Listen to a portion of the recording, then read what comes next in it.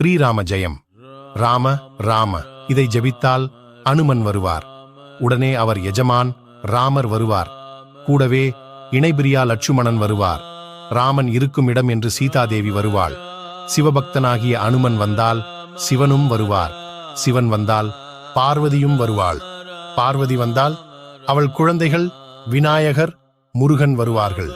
இத காண பூலோக சஞ்சாரி நாரதர் வருவார். நாரதர் வந்தால் பிரம்மா வருவார். பிரம்மாவை தொடர்ந்து சரஸ்வதி வருவாள். இதை கண்டு மகிழ தேவாதி தேவர்களும் வருவார்கள். தேவாதி தேவர்கள் வந்தால் அவர்கள் பிருந்தாவனத்தில் நிதம் பூஜிக்கும் கிருஷ்ணன் வருவான். கூடவே பலராமன் வருவான். கிருஷ்ணர் நிழலாக ருக்மணியும் வருவாள். எல்லோரும் வந்தபின் வைகுண்டத்தில் ஸ்ரீமன் நாராயணன் தனியாக இருக்க பிடிக்காமல் அவரும் வருவார். பார்த்தீர்களா? இதுதான் ராமநாமத்தின் மகிமை. ஆகையால் நாமும் ஜெபம் செய்வோம்.